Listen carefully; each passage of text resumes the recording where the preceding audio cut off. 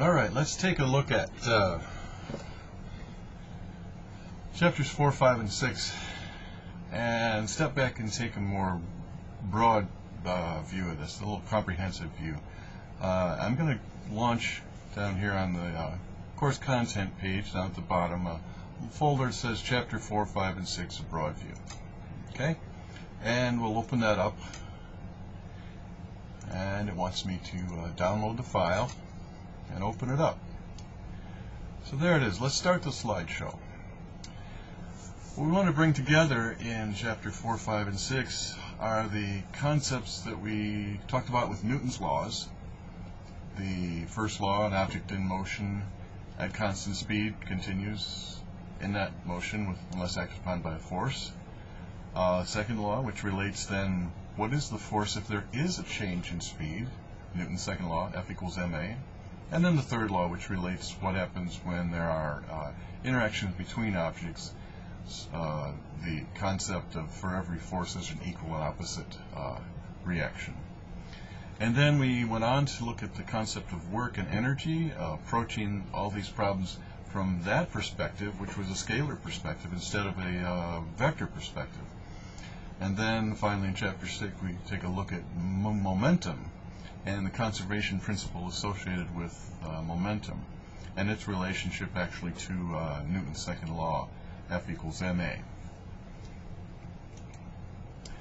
So in the Newtonian approach, we really were just simply talking about why things happen because of influences, which are the forces, and we had to look at what types of forces are we talking about. So that allowed us to bring into play the concept of weight as the force of gravity on a object. Friction, right, which was the interaction of surfaces in contact, and that was given by the coefficient of friction times the normal force. We looked at the expression of a force that would be applied if a spring were acting on an object, and we called that Hooke's law, which was minus kx. So we have a number of different expressions for forces if in fact the forces weren't stated already. Sometimes the forces are stated that there's a string pulling with a certain tension, or someone's pushing at an angle with a certain size force in newtons. So clearly that's something that would already be given. Other situations, we had to deal with vectors, such that we might have multiple forces acting on an object, and you had to break those force vectors down into their components and resolve them into a single force vector, because our ultimate goal is to try to understand, in terms of our coordinate system, x and y, well, how are things moving? What is the acceleration, resulting acceleration in each direction? Acceleration in the x direction, acceleration in the y direction, as a result of the various forces that are acting on the object. So that's really what brought in, I think, the complication in Newton's second law, was just all of the little individual descriptions that came into play. But the idea, the general idea of F equals ma is very simple, isn't it? That identify what forces are present, and that means, because forces are vectors, identify their direction and size, and then once you know what that is, you can then express then, well, what is the subsequent motion due to that force acting on that mass? So it's pretty straightforward when you think about it. Okay. Well, of course, the only complication there was we had to deal with vectors, and that brought into play the idea that we had to look at sines and cosines and use the Pythagorean theorem. Now, the next approach we took was then to say, okay, well, is there a way to look at this such that we don't have to deal with the vector nature of forces? And there's this way which deals with the concept of work and energy. So recall that we developed, get my colors up here, We developed the idea of work by examining what it means when an object is experiencing a force,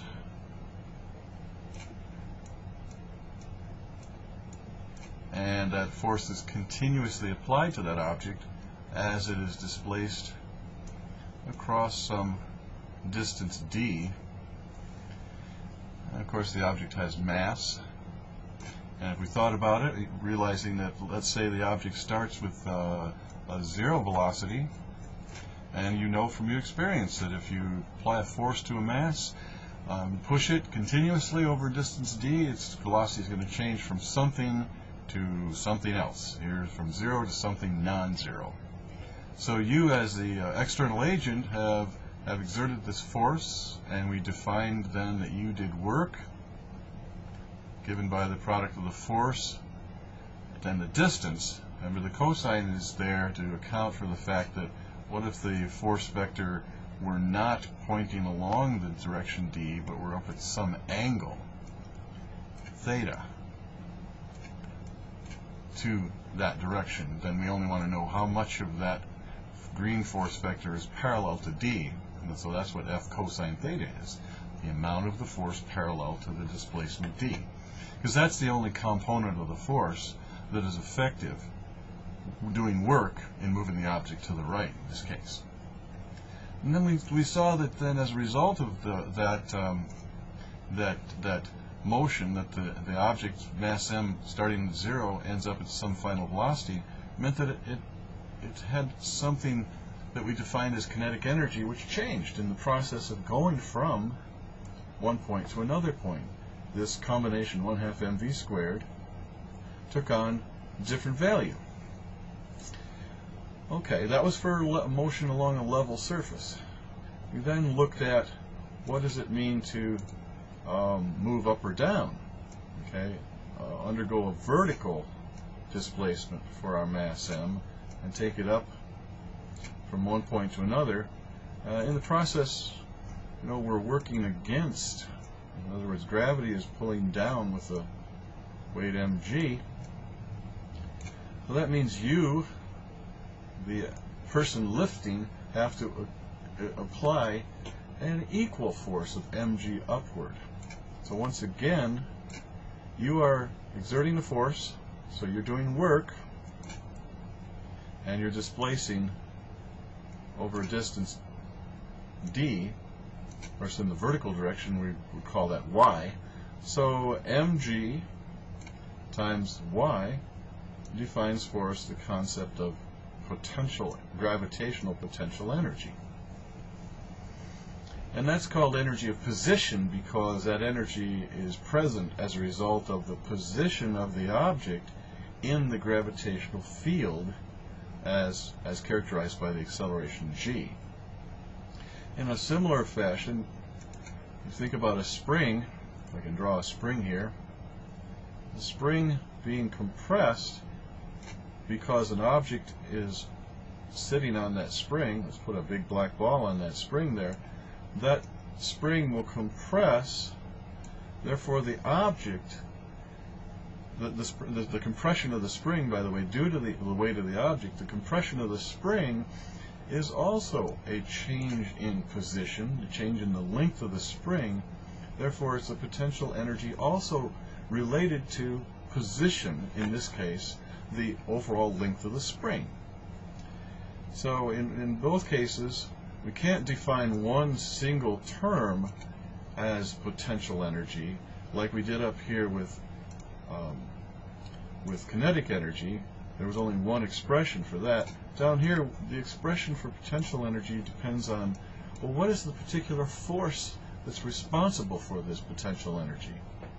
Okay? Well, that made it a little complicated because we have multiple formulas.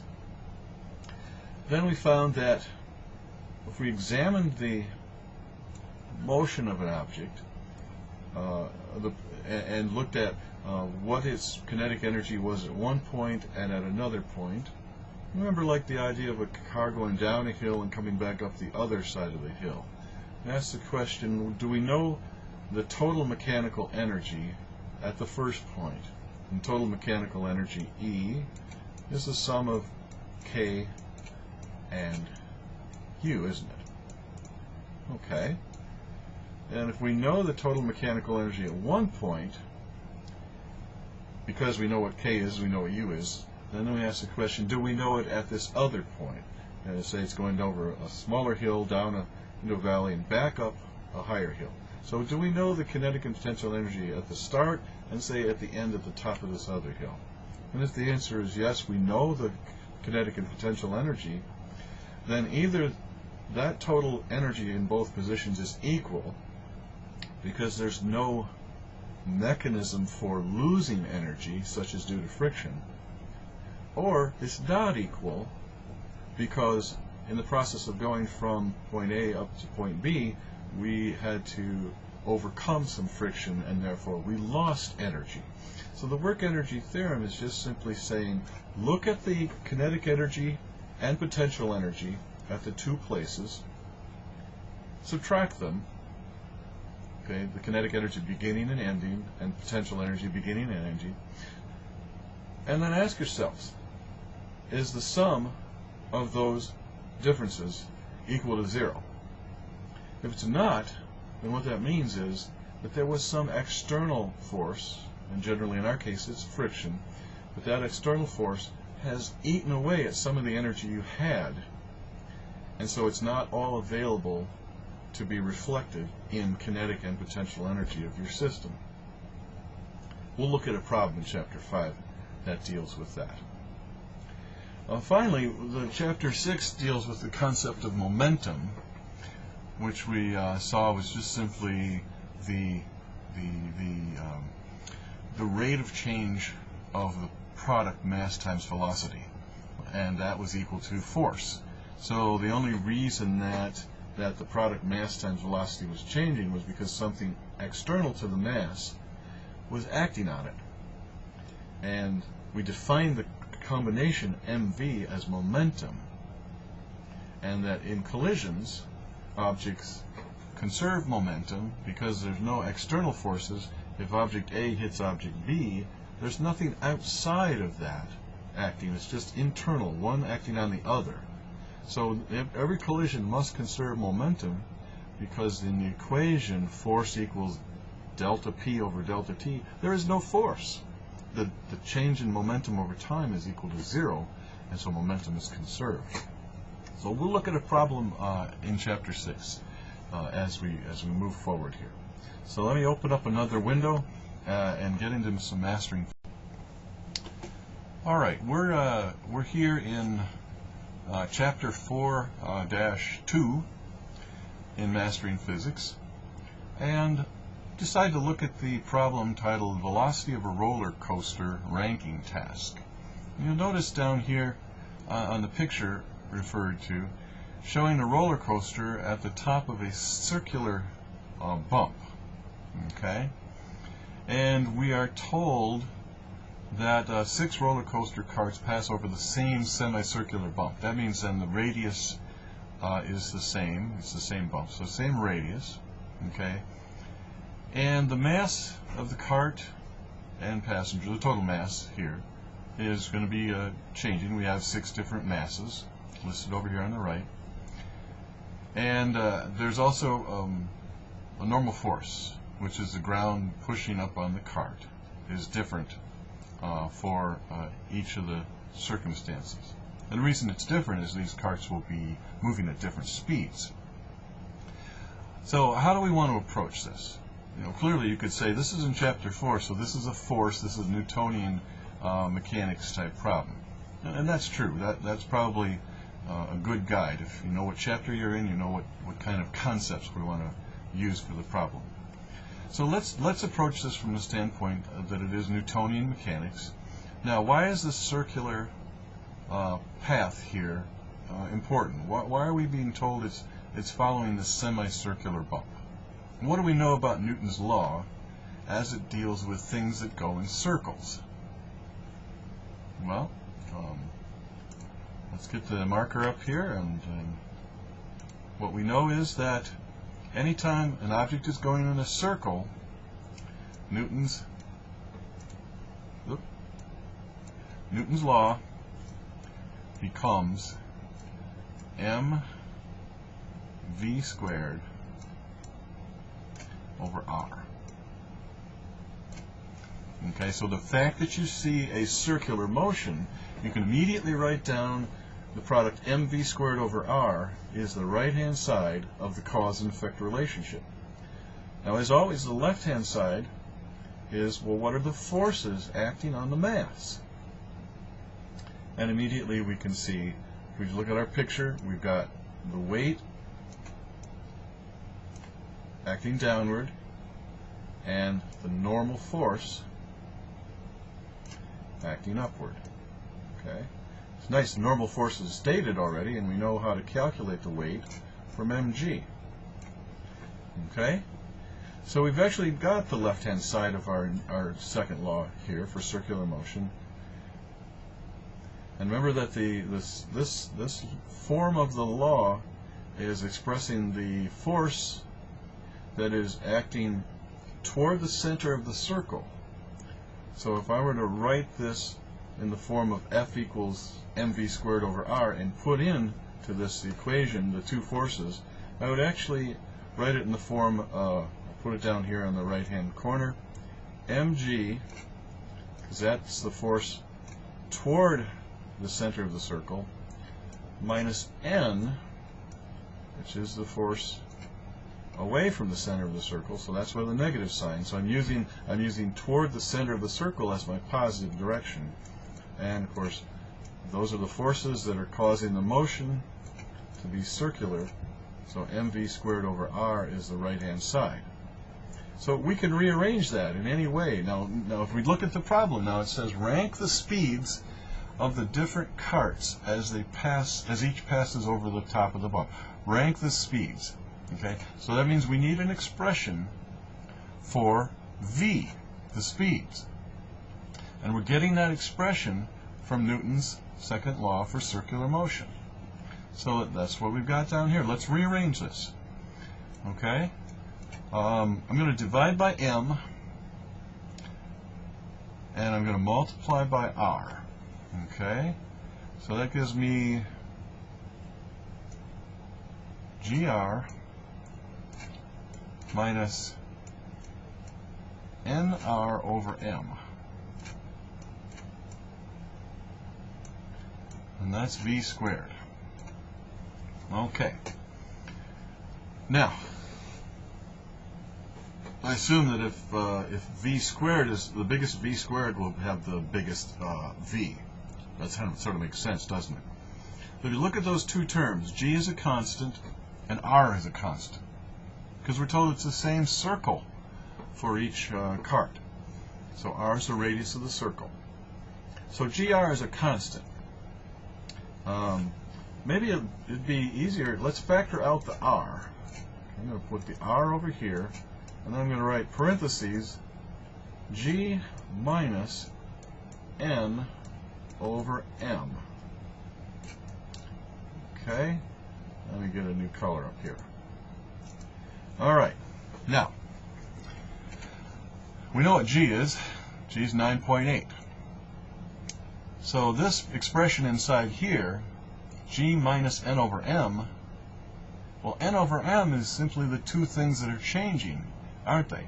Here we have n, let's take the first n is 300, and the m is 300, right? So the ratio n over m for the first choice up here is 1, isn't it? So this is 9.8 minus 1. Okay. 9.8 minus 1. So that's 8.8. All right. Now how does that compare to, let's pick another one. How about the second one? What if we pick the second one? N is 400 and m is 100. So the ratio n over m is 4. Well, g, 9.8 minus 4 is 5.8. So clearly that's smaller. So that means the velocity is going to be smaller for this one, 400 over 100, than it was for the 300 over 300. So you see that now? So really what we wanted, we had to find an expression. We started with our Newton's second law. We identified our forces. Okay?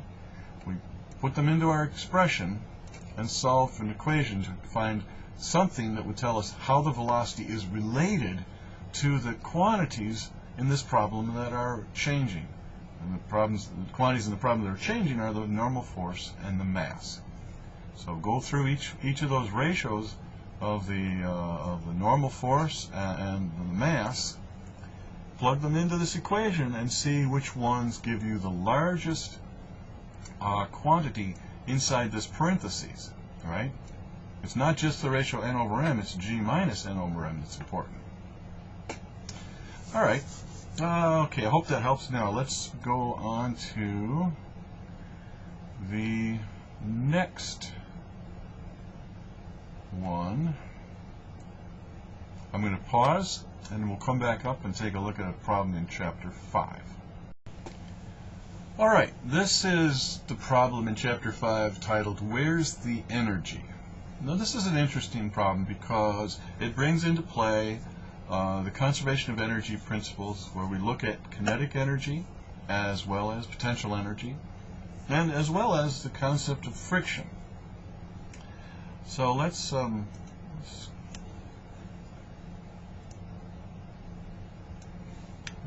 with the picture here. Okay. We are told that the block in this picture is we'll consider the following situation. A block of mass m slides at a speed v along a horizontal smooth table. So smooth, the word smooth is used to indicate no friction. It slides down a smooth ramp. Again, no friction.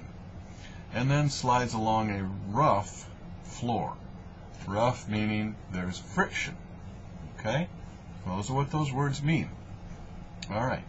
Now, even before you start looking at the different parts of this problem, and knowing it's in Chapter 5, and the question is, where's the energy, you should start thinking about what kind of energy are we dealing with at each of the different points along the path of this box. Up here at the top, we have, it has velocity, so we know it has kinetic energy, 1/2 mv squared. And this problem is all symbolic, so there aren't really any numbers. So you want to jot down these various terms. Okay, so we have kinetic energy up here at the top. And also, since we are going from a higher position ultimately down to a lower position, we have some potential energy due to the fact that the box is at the top of a table whose height is given by h. And that's in the problem as well. Okay, so we know we have potential energy, mgh. All right. So that's the total mechanical energy of the box on the table. Now we know as it slides down the ramp, its potential energy, I don't know, if we'll call this 0, I guess, we'll call it the original, and we'll refer to the position here as 1, and this position down here at the bottom is 2. So in position 1, going from position 1 down to the bottom of the ramp, our potential energy is decreasing, isn't it?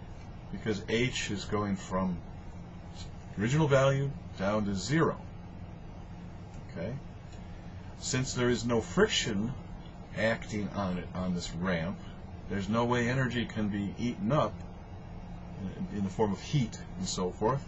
Therefore, the potential energy that is lost in decreasing the height is gained in the form of kinetic energy. So at the bottom of the ramp, we're going to be going faster.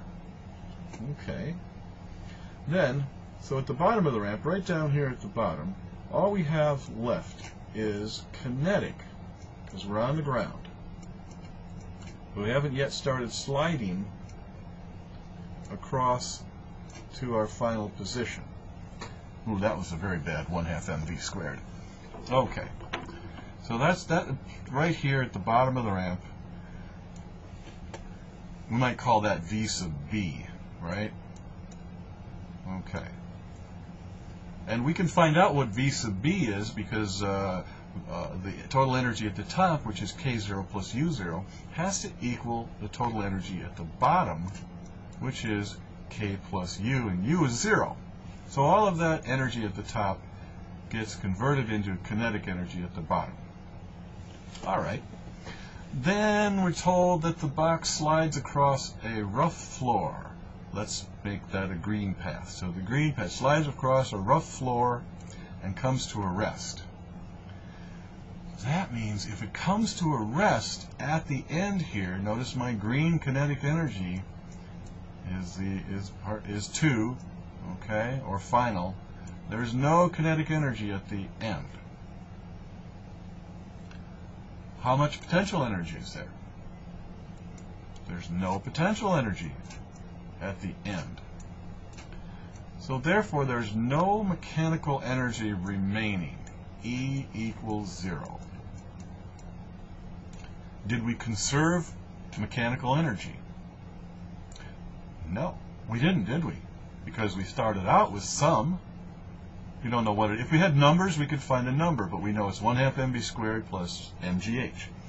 We started out with some, we ended up with none. So what does that mean when your total energy at the beginning, E0, and your total energy at the end are not equal? Well, that means that some external work was done on this object, non-conservative force acting, in this case friction, to dissipate that energy. And so the work energy theorem says that the work that was done, and in this case the work is done only on the bottom section here where the green path where there's friction acting, work was done to essentially eat up all of that energy that you had. Okay?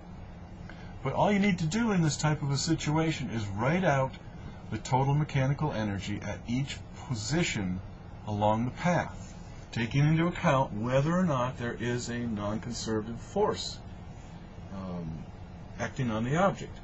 And in this case, the only place there's a non-conservative force is on the horizontal rough floor. All right. Now I'm going to pause for a second and open up one more problem in Chapter 6, dealing with momentum. Okay, finally, momentum. This is one of the problems in Chapter 6 assignment 939, and it's showing us a graph of a force that is acting on a 270-gram ball. It's dropped from 2.5 meters, bounces off the floor, and rebounds to a height of 2 meters. And the figure shows the impulse received from the floor. Okay, think about that just for a second. What that means is that when the ball first contacts the floor, there's a normal force. And as that normal force acts on the ball, over time, as the ball deforms as it strikes the floor and then comes back up, still in contact with the floor as it re-expands, there's a force acting over that duration of time. So we want to determine what is the size of that. Well, we have a picture of that force, but we don't know what the magnitude of that force is. We're not told what is F max right here. So we're looking for that value. Okay. Now this is obviously a collision between a 270-gram object and the Earth. So this is an impulse momentum problem. And in our derivation of the impulse momentum theorem, we rearranged Newton's second law, which was F equals ma, and placed the mass next to the velocity inside the delta v term, and wrote this as delta p over delta t. Okay? And then taking the delta t from the denominator, bringing it over next to the f, we have a relationship called the impulse momentum theorem.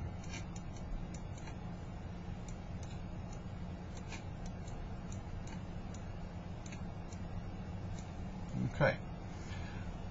Now the graph depicts for us the force versus time. So the graph is actually showing us the relationship F delta T. And we can analyze that. If you think about the product of F, which is along the y-axis, and the product of T, which is along the x-axis, when you multiply vertical times a horizontal, you get an area. And so this is actually the area enclosed by this little triangular spike. So let's figure out what that is. I'm going to divide this into two pieces. This is actually two triangles, two equal triangles. Okay, I haven't drawn them very well, but so this is two triangles, and we know that the area of a triangle is 1/2 the base times the height, right? When we have two of those triangles, so the total area is twice 1/2 base times height, which is just simply base times height. Well, the base of this is 2.5 milliseconds, 0.0025 seconds, and the height is the unknown F max, which is what we're looking for. So that's how we get our unknown in this particular problem into the relationship. So the left-hand side of our equation up here, let's change color back to red, is going to be 0.0025 F max. Okay, so now we know the left-hand side. Now the right-hand side is the change in momentum. All right, well, the object is going from, let's pick it up here. The object is released from 2.5 meters. It strikes the floor and rebounds to 2 meters. So really what we want to know is how fast does the object strike the floor, and then how fast does the object leave the floor. Those are the two velocities that are going to go into mv minus mv0. v0 is how fast does the object strike the floor, and v is how fast the object leave the floor. Okay. Notice that v0 is a negative vector, so this is going to be minus a minus, so that's actually going to be a plus. So we have 0.27 is our mass in kilograms, and the difference in velocity between the downward and the upward. Well, if we go back to our kinematics expression, when we start with the velocity of 0 up here, and we fall a distance y under an acceleration of gravity g, we can use our v squared equals v0 squared plus 2ax formula to find out how fast we strike the ground falling a distance h, or in this case 2.5 meters, under the acceleration of gravity g. So we're going to strike the ground at v equals the square root of 2g times y. And then we're going to have, in order to go up from 0 back up 2 meters, because that's where we rebound to, we're going to have a velocity at the bottom equal to 2g times that 2 meters for it to rise back up to this position here where it has 0 velocity again. So that's what goes in. Use this formula to calculate the speeds that go in here, strike the ground, and strike the ground here and rebound here. And so again, we're using a general relationship, the impulse momentum theorem, with the definition of momentum, remember P equals mv, to